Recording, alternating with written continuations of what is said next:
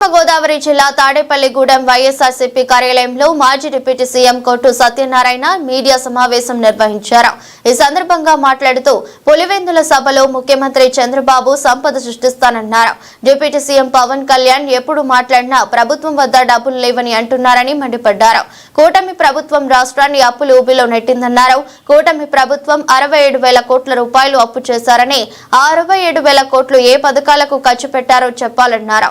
మేము అధికారంలోకి వస్తే కరెంటు ఛార్జీలు పెంచాము, మేమే కరెంటు ఉత్పత్తి చేస్తామని చెప్పి కూటమి ప్రభుత్వం అధికారంలోకి వచ్చాక 2 సార్లు కరెంటు బిల్లులు పెంచారని దుయ్యబట్టారు.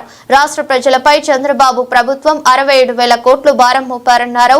సోలార్ పవర్ 2400 మెగావాట్స్ వైసీపీ హయాంలో 2.49 రూపాయలకు కొంటే టీడీపీ హయాంలో 5.90 రూపాయలకు కొన్నారని ఎద్దేవా చేశారు. కూటమి ప్రభుత్వ హయాంలో నిత్యావసర వస్తువుల ధరలు ఆకాశాన్ని అంటుతున్నాయని, ఉచిత ఇసుక పేరుతో 750 కోట్లు ప్రభుత్వ ఆదాయానికి గండి కొట్టారని మండిపడ్డారు. ఆంధ్ర రాష్ట్రంలో లిక్కర్ మాఫియా, ఇసుక మాఫియా నడుస్తుందన్నారు. అమరావతికి కొత్త కళ అంటున్నారు. 2014 నుంచి కూడా చంద్రబాబు గ్రాఫిక్ పాలిటిక్స్ చేస్తున్నారన్నారు. బుడమేరు మునగడానికి కారణం మీరు కాదా అని ప్రశ్నించారు. తాడేపల్లిగూడెంలో కూటమి ప్రభుత్వం వచ్చిన దగ్గర నుండి పట్నంలో 5 మర్డర్లు జరిగాయన్నారు. రాష్ట్రంలో ఎక్కడ చూసినా కోడి పందాలు, పేకాట క్లబ్లు నడుపుతున్నారన్నారు. పోలవరం గట్లపై ఉన్న ఎర్రకంకర కూటమి నాయకులు దోచుకుంటున్నారన్నారు. వైసీపీ హయాంలో రైతులు ఆనందంగా ఉన్నారని గుర్తు చేశారు. రాష్ట్ర ప్రజలను డైవర్షన్ చేయడానికి అనేక రకాల కొత్త వేషాలు వేస్తున్నారని, దేవుడు ఉన్నాడు, నిజాలన్నీ ప్రజలకు తెలుస్తాయని వెల్లడించారు.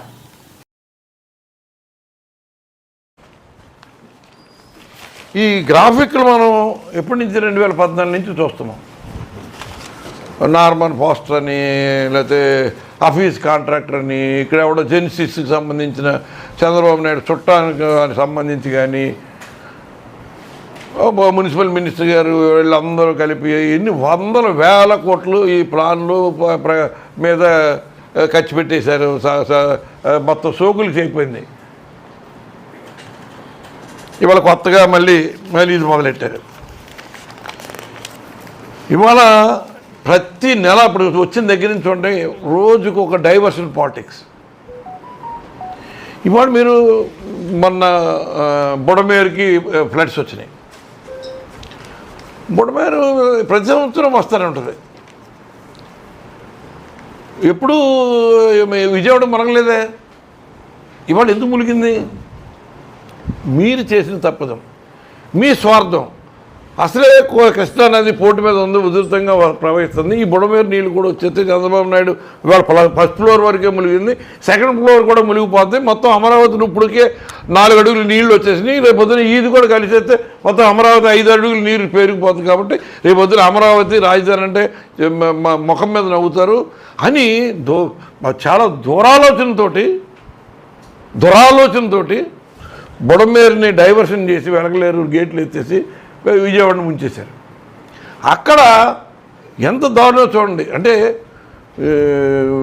ఏదో సామెత చెప్తారు, శవాల మీద మరమరాయిలు ఏరుకున్నారన్నట్టు. ఒక పక్కన 7.5 లక్షల కుటుంబాలన్నీ ఆలో లక్షణాన్ని మాకు మంచినీళ్ళు కూడా అందక 15 రోజులు 20 రోజులు అసలు అస్తకష్టాలు పడితే, ఇక్కడ గ్రామం నుంచి సీఎం సహాయ నిధికి ఫండ్స్ కలెక్ట్ చేస్తున్నామని ఎవడన్నా సీఎంఆర్ఎఫ్కి ఫండ్స్ చెక్కుల రూపంలో తీసుకుంటాడా, లేకపోతే పేర్ల రూపంలో తీసుకుంటాడా, క్యాష్ తీసుకుంటారా? ఎన్ని లక్షలు ఎన్ని కోట్లు కలెక్ట్ చేశారు? ఎవరికన్నా ఎవరికి ఇచ్చారు?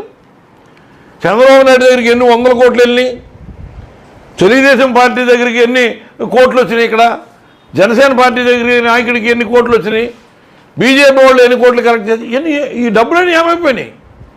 లెక్క ఏమైనా ఉందా?